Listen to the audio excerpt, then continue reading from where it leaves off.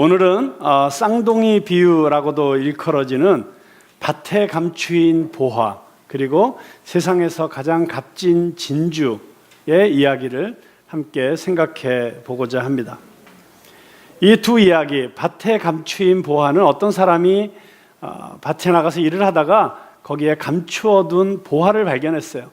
예수님 당시에는 그렇게 아주 귀한 보물들을 밭에다가 또는 길가에다가 또는 뒷뜰에다가 묻어두는 경우가 많았습니다. 요즘처럼 뭐 은행업이 발달한 것도 아니고 또 전쟁이 많았기 때문에 언제 어떤 일이 일어날지 몰라서 발견해 묻어놓고 주인조차도 거기가 어딘지를 몰라가지고 못 찾게 돼서 아주 오랜 후에나 우연히 발견되어지는 그런 보화들이 많았다고 합니다.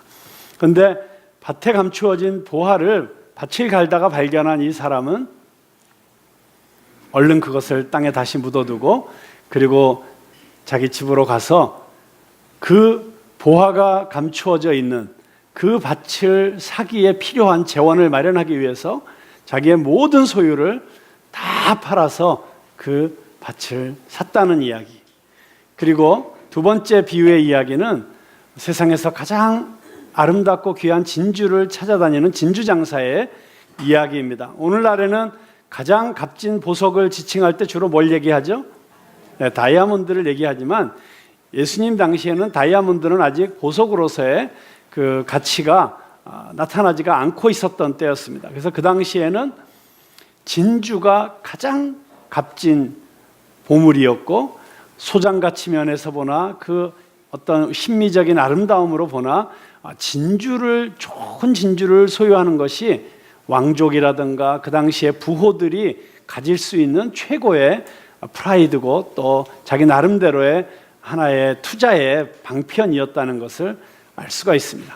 그런데 이 세상에 값진 진주를 찾아다니던 진주 장사가 어떤 진주를 발견했는데 그 진주는 지금까지 자기가 보았던 어떤 진주보다도 아름답고 완벽한 모양과 빛깔을 띠고 있는 그런 진주였고 이거보다 더 훌륭한 진주는 구할 수가 없다라고 하는 그런 가치를 발견하고 그동안 자기가 소유하고 있었던 모든 다른 보물들을 다 팔아서 이 진주 하나를 샀다는 이 두 이야기, 왠지 어딘지 좀 비슷하죠?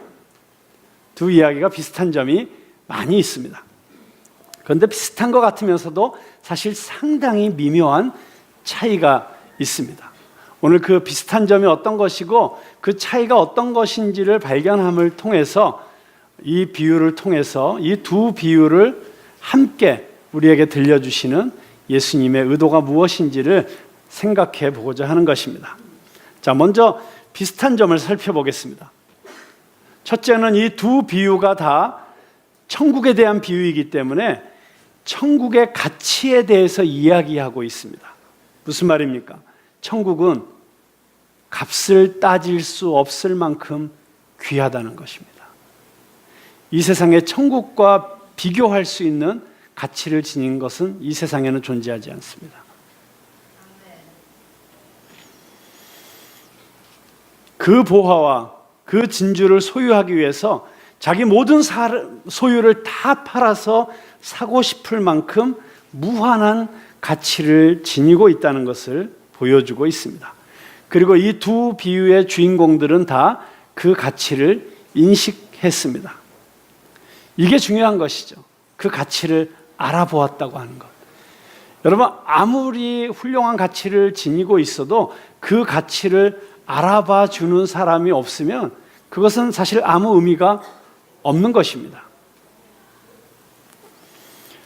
토마스 슐츠라고 하는 사람이 2007년도에 미국의 롱아일랜드라고 하는 곳에 벨포트라고 하는 작은 마을에 있는 오두막집을 사게 되었습니다.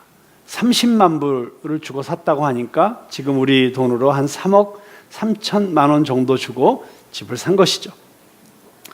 근데 집을 이렇게 사가지고 살펴보니까 집안에 창고와 다락방 등에서 수히 먼지를 뒤집어 쓰고 수많은 그림들과 그림 일기들과 스케치한 것들과 그리고 유화들과 이런 것들이 발견되어 있는 거예요.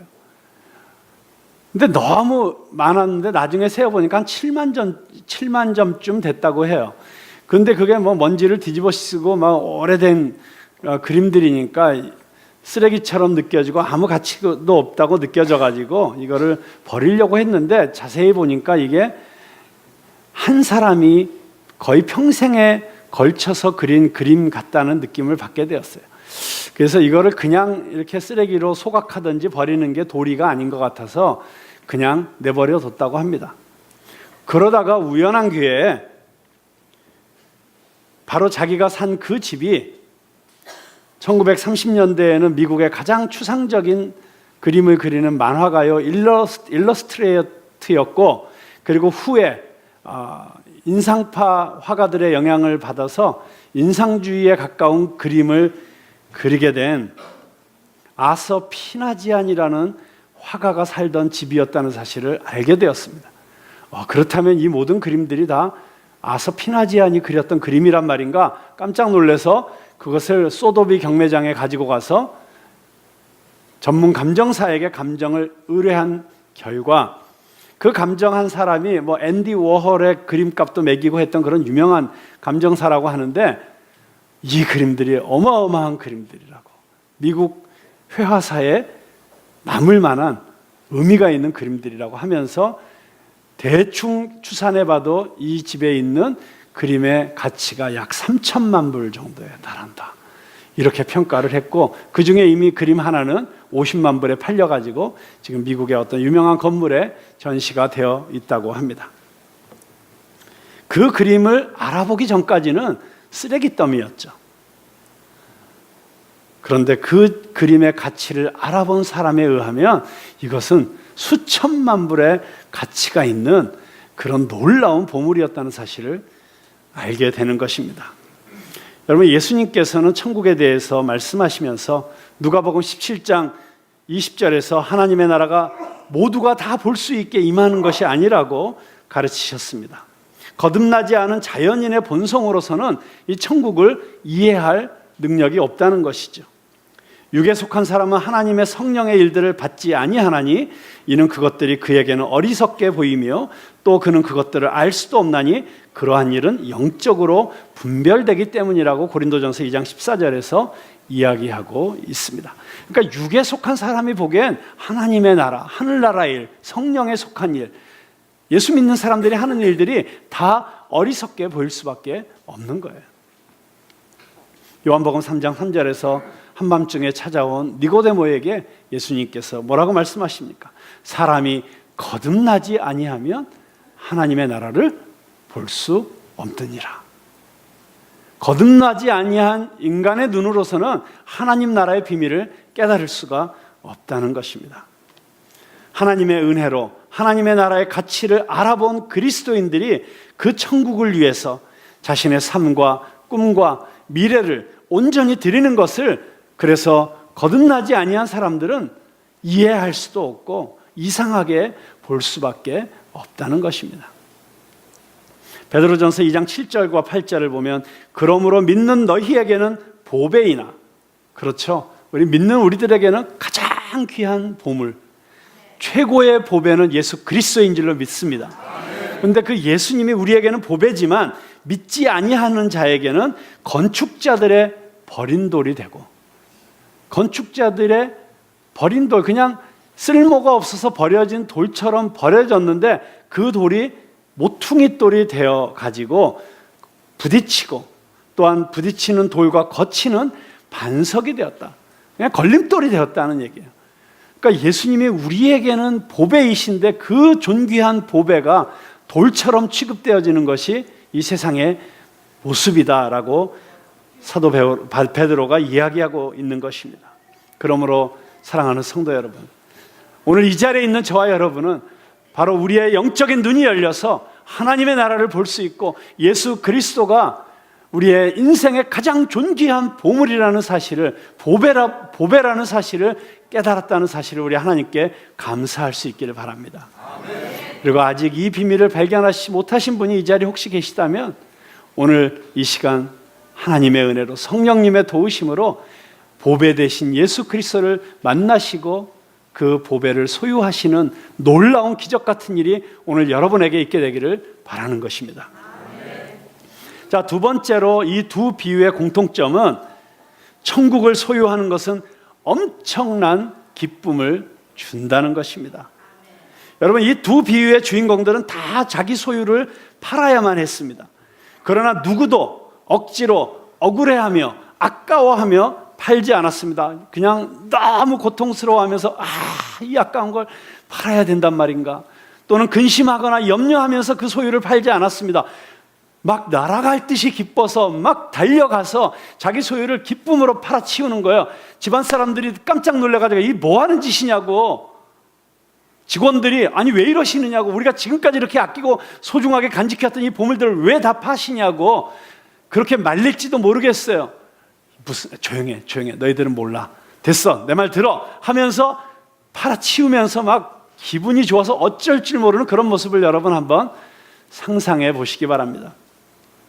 넘치는 기쁨으로, 세상 사람들이 이해할 수 없는 기쁨으로 가득 차 있었습니다. 우리가 즐겨 부르는 찬송가 가운데 동산에서라는 찬송가의 가사가 이런 가사가 있지 않습니까? 우리 서로 받은 그 기쁨은 알 사람이 없도다. 네, 정말 예수님 때문에 우리가 누리는 기쁨, 비록 우리가 살아가고 있는 이 삶의 환경은 결코 만만한 것이 아니지만 끊임없이 우리를 괴롭히고 두렵게 하고 근심하게 하고 낙심케 하는 수많은 파도들이 몰려오고 있지만, 그러나 예수님 한 분 때문에 예수님만으로 기뻐할 수 있는 그 놀라운 기쁨의 비밀을 가진 우리들에게는 세상 사람들이 알 수도 없고 이해할 수 없는 놀라운 기쁨의 비밀이 있는 것입니다. 예수님을 알고 이 하나님의 나라를 발견한 사람들에게는 놀라운 기쁨이 임한다는 사실을 성경은 지속적으로 우리에게 증언하고 있습니다. 요한복음 15장 11절에 보면 내가 이것을 너희에게 이름은 내 기쁨이 너희 안에 있어 너희 기쁨을 충만하게 하려 함이라. 동의의 뜻으로 지금 열심히 맞습니다 라고 외치고, 이걸 좀 알아주세요. 어린 나도 아는데 여러분 왜 모르세요? 안타까워서 울고 있는 우리 아기가 저를 도와주고 있습니다. 자, 요한일서 1장 4절에 보면 우리가 이것을 쓰면 우리의 기쁨이 충만하게 하려 함이라. 우리가 이 진리를 알 때, 천국의 비밀을 알게 될 때, 예수 그리스도의 비밀을 알게 될 때 우리 안에 기쁨이 충만하게 된다는 것입니다. 로마서 14장 17절, 하나님의 나라는 오직 성령 안에 있는 의와 평강과 희락이라. 그렇습니다. 하나님을 소유한 자들에게는 의와 평강과 그리고 희락이 있다고 분명히 우리에게 말씀하고 있습니다. 여러분 그렇지 않습니까? 평소에 내가 갖고 싶었던 물건 하나만 우리가 어떻게 선물로 받든지 또는 돈을 모아서 사게 되더라도 뭐 평생 가진 않지만 그래도 그 기쁨이 우리 안에 지속되지 않습니까? 얼마나 기쁩니까? 저는 여러분 안에 천국을 발견하고 하나님의 나라를 소유하고 예수 그리스도 안에 있는 놀라운 의미와 인생의 의미와 목적이 너무나도 크고 놀라워서 그것을 소유하게 되었다는 사실 때문에 기뻐서 어쩔 줄 모르는 이 터져나오는 기쁨으로 가득할 수 있게 되기를 주님의 이름으로 축원합니다. 여러분 정말 예수 믿으면서 이 기쁨이 넘치지 않으면 이게 심각한 문제예요. 아니 예수 믿는데 그냥 우리가 예수님을 소유했다는 그 사실 하나만으로도, 우리가 영원한 천국 백성이 되었다는 이 사실 하나만으로도 그냥 인생의 그 모든 힘든 일들과 어려운 일이 있음에도 불구하고 기뻐할 수 있어야 정말 우리가 신앙의 의미를 그리고 그 보람을 누리고 사는 것 아니겠습니까? 네, 이 기쁨 가운데 사는 저와 여러분 될 수 있기를 바랍니다. 자, 세 번째는 그 천국을 소유하기 위한 대가가 지불이 되었다는 사실입니다. 이 두 비유에서 다 대가를 지불합니다. 그런데 그 대가가 그냥 대가가 아니고 모든 것을 팔아서입니다. 모든 것을 팔아서. 자, 밭에 감추인 보화를 발견한 사람도, 진주장사도 자기의 모든 소유를 다 팔아서 값을 치르고 이것을 사고 있는 것입니다. 여러분, 더 높은 가치를 가진 것을 갖기 위해서 더 낮은 가치를 가진 것을 포기하는 것은 전혀 이상한 일이 아닙니다. 당연한 것 아니겠습니까? 어떻게 우리가 욕심에서부터 자유로워질 수 있습니까? 세상 것에 대한 욕심에서 자유로울 수 있는 것은 이것보다 더 높은 가치를 가진 것을 볼 수 있을 때만 가능한 것이죠. 그런데 그때 그것을 보게 되면 억지로 내려놔라 얘기하지 않아도 저절로 내려놓게 됩니다. 왜냐하면 더 좋은 것을 소유하기 위해서. 무한한 가치를 가진 이 천국을 위해서 기꺼이 대가를 지불할 수 있는 성도님들 되시기를 주님의 이름으로 축원합니다. 자, 그런데 아멘은 했는데, 근데 아멘 하면서도 여러분 조금 갸우뚱해지거나 찝찝해지지 않으세요? 이상하다. 천국을 소유하기 위해서 대가를 지불해야 된다. 맞는 말 같기도 한데, 근데 구원은 공짜 아닌가? 우리는 교회에서 늘 배우기를 구원은 값없이 받는 것이라고 배웠는데, 언제는 값없이 준다고 해놓고 다 꼬셔놓고서 이제 와서 대가를 지불하고 하다니 이게 뒤통수 맞는 거 아닌가? 뭐 혹시 이런 생각을 갖고 계시는 분은 아주 정상적인 사고를 하시는 분이라고 할 수 있습니다. 맞습니다. 결국 공짜는 없는 것이구나. 천국에 들어가는 값은 얼마인가? 10원 내고 1원 거슬러 받고 들어가는 것이구나. 왜냐하면 구원 받아야 들어가니까. 우리 어릴 때는 정말 교회 가면 이런 썰렁한 농담들이 참 가득했었습니다. 자, 이 모순처럼 보이는 문제를 해결하기 위해서는 이제 우리가 이 두 비유의 차이가 무엇인지를 한번 살펴보는 것이 필요합니다. 자, 첫 번째 비유에서는 천국이 밭에 감추인 보화라고 했습니다. 자, 천국이 밭에 감추인 보화라고 했어요. 그런데 두 번째 비유에서는 천국이 진주입니까? 네, 첫 번째 비유에서는 천국은 밭에 감추인 보화와 같으니 했으니 그 문맥의 흐름상으로 보면 두 번째 비유에서는 천국은 아주 값진 진주와 같으니 해야 되잖아요. 근데 진주라고 했어요? 아니죠. 두 번째 진주에선 천국은 뭐와 같다고 했어요?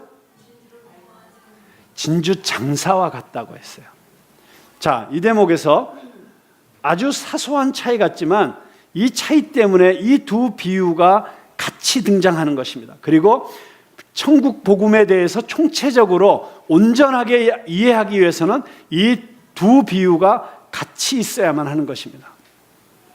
자, 첫 번째 비유에서는 천국이 밭에 감추인 보화입니다.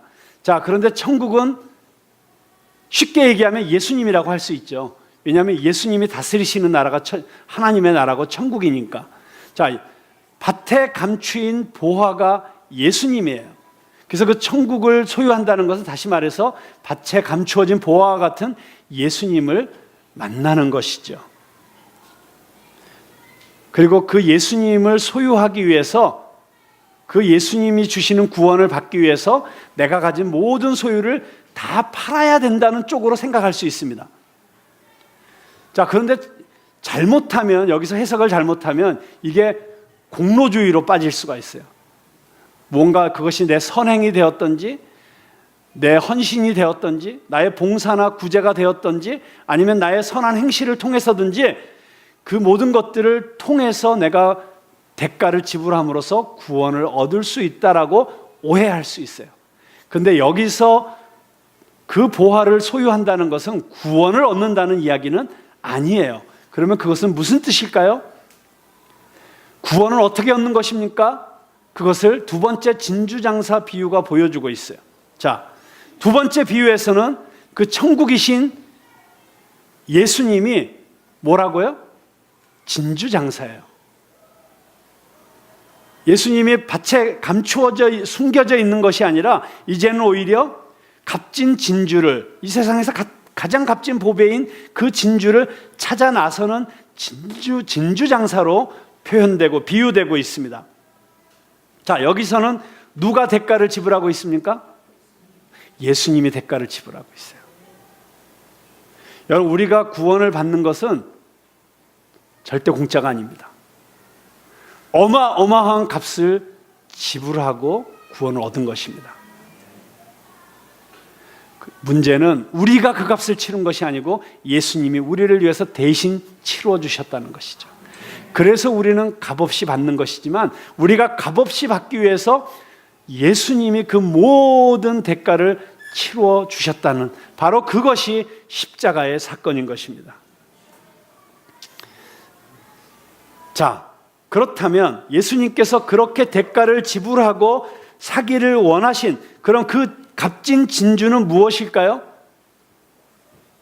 예수님이 자, 대가를 지불하셨어요. 근데 그 대가를 지불하고 사기를 원하셨던 그 가장 값진 진주가 무엇일까요? 네? 천국이라고요? 아니죠. 예수님 자신이 천국인데. 네? 맞습니다. 여기 누가 나라고 그러셨죠? 정답이에요. 내가 진주입니다. 여러분 한번 따라해 보세요. 내가 진주입니다. 옆에 있는 분도 진주예요. 당신도 진주입니다. 여러분, 그렇습니다. 예수님께서 그 모든 영광과 존귀로 둘러싸인 천국 보좌에서 내려오셔서 낮고 낮은 이 땅에 오신 이유, 그리고 마침내 십자가를 지시며 자신의 생명까지 바치신 이유는 저와 여러분을, 아니 이 세상에 존재하는 모든 인간들을 가장 값진 진주라고 여겨주셨기 때문에, 그래서 예수님께서 기꺼이 우리를 소유하시기 위해서, 우리를 구원하시기 위해서 그 모든 대가를 지불하신 것입니다. 할렐루야! 근데 내가 그 천국을 소유하기 위해서 치러야 될 그 모든 대가를 주님께서 치러 주셨기 때문에 우리가 값없이 구원을 얻게 되었다까지로 끝나면 안 되는 것입니다. 그래서 앞에 밭에 감추인 보화의 이야기가 있는 것입니다. 주님은 나를 위해서 쉽게 말하면 올인하셨어요. 내가 주님을 알게 된 것도, 주님을 영접하여 구원의 감격을 누리게 된 것도, 지금 이 땅에 살면서도 천국의 기쁨을 누리고 살 수 있는 것도 다 주님의 이 놀라우신 은혜 때문입니다. 그런데 그 은혜를 깨달은 사람은 이제 그 예수님을 위해서, 나를 사랑해서 나를 위해서 십자가에 달리신 그 예수님께 나의 모든 것을 드리고 싶어지는 것입니다. 마치 나를 사랑해서 나에게 자신의 인생을 걸고 청혼해 준 그 사람을 위해서 나의 삶을 송두리째 다시 드리는 것처럼, 그렇게 우리는 예수님을 향해서, 예수님을 위해서, 그 보배이신 예수님을 소유하기 위해서 나는 지금까지 내가 보배인 줄 알고 살았던, 내 인생의 근거인 줄 알고 살았던 것을 흔쾌히 기꺼이 버릴 수 있는 것입니다. 전에는 그 밭이 나에게 있어서는 너무 소중한 것이었어요. 그렇지 않습니까? 내가 그 밭에서 일을 함으로써 먹고 살 수 있고, 우리 가족을 부양할 수 있고, 자녀들을 교육을 시킬 수 있는 그 밭이 얼마나 소중한 것이었어요. 어떤 의미에서 보면 이 밭은 세상이라고 할 수 있어요.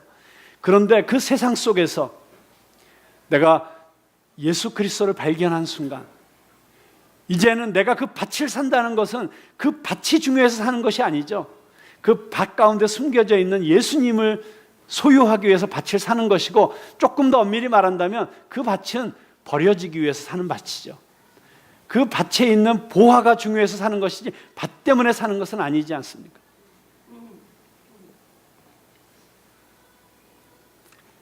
그래서 이 모든 소유를 팔아서 밭을 산다고 하는 것은 내가 구원을 산다는 얘기가 아니에요. 이걸 여기서는 구원론적으로 이것을 보면 안 돼요. 구원받은 자가 자신의 삶을 주님께 드리는 것이에요. 기쁨으로. 구원의 결과적인 모습이라고 할 수 있습니다. 그럴 수밖에 없는 것입니다. 예수님께서 나를 그렇게 존귀한 존재로 알아봐 주시고 인정해 주시는 이유가 무엇입니까?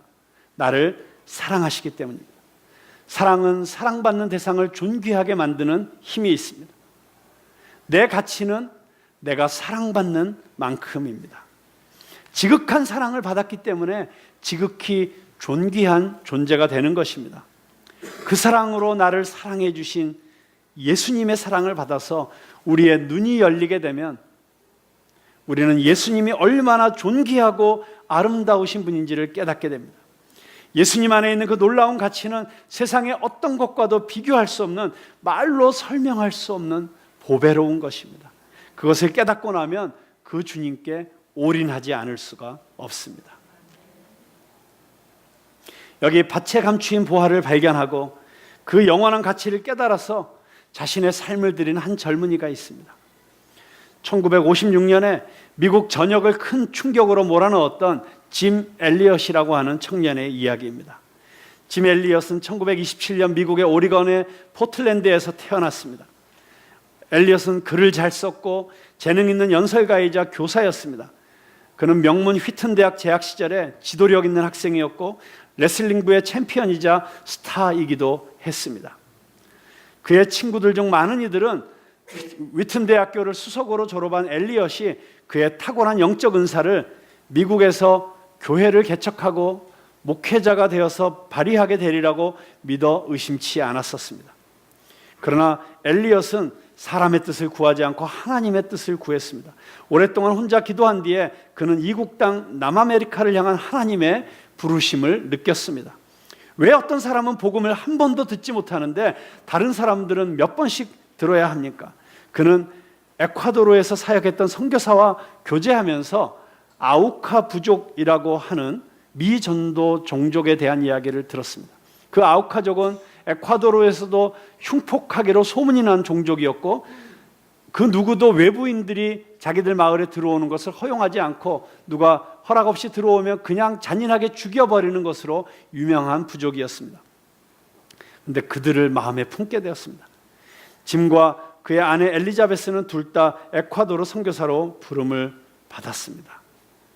그리고 1955년 가을 비행 선교사였던 네이트 세인트와 함께 아우카 마을을 발견하였습니다. 그 다음 달부터 엘리엇과 여러 동료 선교사들은 호전적인 부족민들과 친구가 될 목적으로 계속해서 비행기를 타고 그 마을 위로 가서 선물들을 떨어뜨렸습니다. 그리고 마침내 짐 엘리엇과 4명의 젊은이들이 간단한 짐만을 챙긴 채 잔인하고 독하기로 이름난 이 족속들을 향해서 나아갔습니다. 조그만 소형 비행기를 타고 해변에 내린 이들이 해변가에 텐트를 치고 아우카족에게 복음을 전하기 위해서 준비를 시작한 지 닷새째 될 무렵 선교본부에서는 이들에게서 소식이 없자 혹시 하는 생각에 비행기를 보내보았습니다.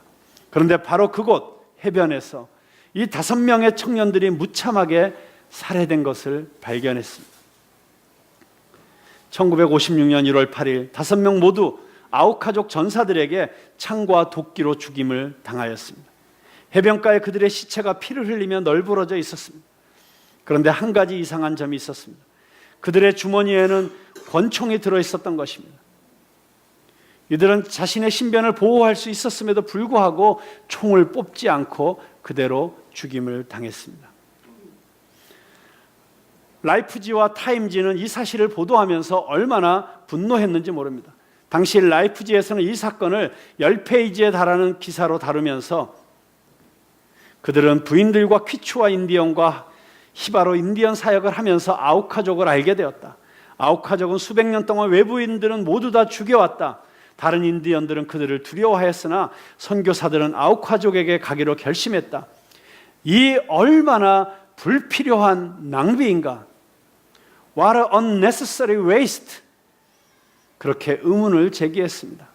이 장래가 촉망되는 젊은이들이 도대체 무엇 때문에 멀리 남미까지 가서 제대로 일도 못하고 개죽음을 당해야 하는가라는 것이었습니다. 한 기자가 짐 엘리엇의 아내인 엘리자베스에게 찾아가서 인터뷰를 하면서 또다시 이렇게 말했습니다. What a waste. 이게 얼마나 낭비입니까? 그러자 그 당시 20대 초반밖에 안 되던 그의 아내가 그 기자를 똑바로 쳐다보면서 이렇게 항의했습니다. 낭비라니요. 왜 그런 말씀을 하십니까? 나의 남편은 어렸을 때부터 이 순간을 위해 준비했던 사람입니다. 내 남편은 이제야 그 꿈을 이룬 것입니다. 이후로 다시는 내 남편의 죽음을 낭비라고 하지 마십시오. 나중에 엘리엇이 시카고에 있는 위튼 대학교 기숙사에 있을 시절부터 적었던 글과 일기들이 공개되었는데 그의 아내가 그것들을 모아서 출간을 했습니다. 그 속에는 깜짝 놀랄 만한 말들이 2가지 적혀 있었습니다. 이 글들을 적을 당시에 엘리엇의 나이는 겨우 19살이었습니다. 순교할 당시 그의 나이가 29세였는데 그렇다면 그로부터 10년 전에 이 글을 썼다는 것입니다. 대학교 2학년 때 쓴 글입니다. 이 글은 다음과 같은 말로 시작됩니다. 주님, 성공하게 하소서. 높은 자리에 오른다는 것이 아니라 제 삶이 하나님을 아는 가치를 드러내는 전시품이 되게 하소서. 성공에 대한 기준과 가치가 다른 것이죠. 하나님, 제가 감히 하나님께 기도합니다. 이 부족한 나의 나무토막 같은 인생에 주여 불을 붙여주소서. 제가 주를 위해 탈 수 있도록 나의 삶을 주께서 소멸시키십시오. 이 몸은 주의 것입니다. 나는 오래 사는 것을 원치 않습니다. 완전하고 풍성한 삶을 원합니다. 바로 주님과 같이. 짐 엘리엇은 이 땅에서 오래 살기를 구하지 않았습니다. 전능자의 그늘 아래서 그분과 함께 풍성한 삶을 살기를 구하였습니다. 그 삶의 길이가 어떠하든지 간에 아마도 그는 우리 주님께서 요한복음 10장 10절에서 말씀하신 그 풍성한 삶의 비밀을 힘써 추구했고 마침내 그 비밀을 알았던 것 같습니다. 그렇기 때문에 그는 바로 이러한 놀라운 명언을 남겼습니다. He is no fool who gives what he cannot keep to gain what he cannot lose. 한국말로 하면 결코 놓치지 말아야 하는 것을 얻기 위해서 언젠가는 놓아야 할 것을 포기하는 사람은 결코 어리석은 사람이 아니다. 결코 놓치지 말아야 하는 것은 무엇입니까? 그것은 예수 그리스도, 천국, 하나님의 나라, 하나님 안에 있는 영원한 생명인 것입니다. 그렇다면 결코 붙잡을 수 없는, 끝까지 붙잡을 수 없는, 언젠가는 놓아야 할 것은 무엇입니까? 그것은 바로 세상인 것이죠. 세상이 우리에게 줄 수 있는 명성, 편안함, 안락한 생활, 화려한 생활, 부유함, 이런 모든 것들 언젠가는 놓을 수밖에 없는 것들이죠. 그런데 내가 절대로 놓치지 말아야 되는 것을 얻기 위해서 언젠가는 놓을 수밖에 없는 그것을 포기하는 자는 결코 어리석은 자가 아니다. 이 사실이 믿어지십니까? 그런데 이 비밀을 알지 못하는 사람은 짐 엘리엇 같은 사람들을 미쳤다고, 어리석다고 말합니다. 광신자라고 부릅니다. 적당히 믿으라고 이야기합니다. 그러나 짐 엘리엇은 이미 19살 때 알았습니다. 우리의 영원한 삶을 향한 갈망이 결코 어리석은 것이 아니었음을. 여러분, 이 이야기는 여기서 끝이 나지 않습니다. 이 젊은이들, 이 5명의 무참하게 살해된 순교자들의 아내 5명은 각자 1-2살밖에 되지 않은 자기 어린 아이들을 부둥켜 안고 다시 남편들이 순교한 그 부족을 향해서 나아갑니다. 우리 남편들이 못다한 일들을 우리들이 마저 해야 된다. 그들은 복음을 들고 그 잔인하기 짝이 없는 아우카족을 다시 찾아 나선 것입니다. 짐 엘리엇의 아내 엘리자베스 엘리엇은 1년간 간호사 훈련을 받고 아우카족에게로 갔는데, 아우카족은 여자를 해치는 것은 비겁한 짓이라고 생각해서 여자들을 해치지 않았습니다. 그런데 부인은 그런 사실도 모르고 목숨을 걸고 그곳에 간 것이었습니다. 그녀는 그곳에서 아우카족을 위해서 여러 해 동안 헌신하였습니다. 아우카족의 추장이 어느 날 부인에게 물었습니다. 당신은 누구이고 우리를 위해서 이렇게 애써서 수고하는 이유가 무엇입니까? 부인이 그때 이렇게 대답했습니다. 나는 5년 전에 당신들이 죽인 그 남자의 아내입니다. 그러나 하나님의 사랑 때문에 여기에 오게 되었습니다. 부인의 말을 들은 아우카족들은 다 감동을 받고 모두 예수 그리스도를 영접하게 되었습니다. 그 당시 아우카족의 추장이었던 사람이 빌리 그레함이 주도하는 한 예배에서 간증을 했습니다. 우리들은 그분들에게서 복음을 받고 하나님을 믿게 되었습니다. 그 젊은이들의 희생이 아니었다면 우리는 아직도 그렇게 살고 있었을 것입니다. 그분들의 죽음으로 인해 우리들은 빛을 보게 되었습니다. 우리도 오래 살기를 원치 않습니다. 주님처럼, 그분들처럼 살기를 원합니다. 여러분, 천국은 이렇게 확장되어 나가는 것입니다. 짐 엘리엇은 항상 하나님의 뜻을 구하였습니다. 그의 선교 사역은 결국 죽음으로 금방 끝났지만 복음을 위하여 열매를 맺는 겨자씨 같은 씨앗으로 그 땅에 뿌려졌습니다. 그런데 5사람의 선교사가 피살된 지 36년이 지난 1992년 6월 11일 와우라니 우림 지역의 외딴 마을 티네노에서는 감격적인 신약성경 봉헌 예배가 엄숙하게 드려졌습니다. 75명의 와우라니 인디언 기독교인과 수명의 성경 번역 선교사, 봉헌 예배에 참석하기 위해 온 손님들이 함께한 예배에서 와우라니어로 번역된 신약 성경을 와우라니 기독교 지도자가 잔잔히 읽어내려가고 있었습니다. 예배에 참석한 와우라니 인디언 기독교인들 가운데 3명은 바로 이 5명의 선교사들을 살해하는 데 가담했던 사람들이었고, 이들은 현재 와우라니 교회 담임 목사와 지도자로 활동하고 있습니다. 그리고 짐 엘리엇을 죽였던 바로 그 인디언이 목사가 되었습니다. 이 얼마나 놀라운 일입니까? 짐 엘리엇과 동료들이 살해당한 지 수십 년이 지난 후에 그들이 죽은 마을에서 수백 개의 교회가 생겨났으며 엘리엇이 죽고 나서 태어난 아들이 그 교회 중 마을교회 목사가 되었습니다.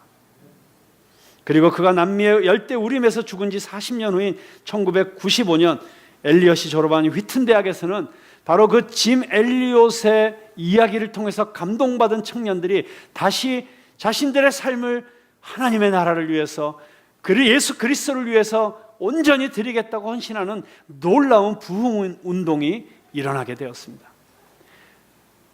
미국에서뿐만이 아니고 한국에서도 수많은 그리스도인 청년들이 이 짐 엘리엇을 바라보면서 나도 그와 같이 내 모든 꿈과 미래와 나의 젊음을 주님께 드리겠다고 헌신할 수 있었던 것입니다. 여러분, 그렇습니다. 한 사람이 나를 가장 값진, 이 세상에서 가장 존귀한 존재로 인정해 주시고 사랑해 주셔서 나를 찾아와 주셔서 나를 그렇게 발견해 주신 그 예수 그리스도의 사랑에 발견되어져서 바로 그 예수 그리스도 안에 있는 이 놀라운 가치를 다시 발견하게 된 한 사람이 그렇게 자신의 모든 소유를 다 팔아서 하나님의 나라를 위해서 자신의 삶을 드리게 될 때 그것은 절대로 헛된 것이 아닙니다. 그것은 어리석은 일이 아닙니다. 그것이야말로 영원히 지속되는 가장 놀라운 영향력을 가진 천국의 비밀을 품게 될 것입니다. 그렇습니다. 저는 다시 한번 우리 가운데 이 천국을 발견하는 기쁨을 소유할 수 있게 되길 바랍니다. 여러분, 요즘 어떻게 사십니까? 어떻게 살고 계십니까? 그럭저럭 사십니까? 죽지 못해 사십니까? 겨우겨우 살아가고 계십니까? 우리 안에 다시 한번 나를 찾아오셔서 그 천국 보좌를 버리시고 이 땅에 오신 그 예수 그리스도의 그 놀라운 은혜를 깨닫고 예수 그리스도 안에 있는 이 놀라운 천국의 비밀을 소유함으로 어떤 삶의 환경 가운데서도 기쁨으로, 날아갈 것 같은 기쁨으로, 이 천국의 기쁨으로 오늘 하루를 살아갈 수 있는 저와 여러분 될 수 있기를 주님의 이름으로 축원합니다. 기도하겠습니다.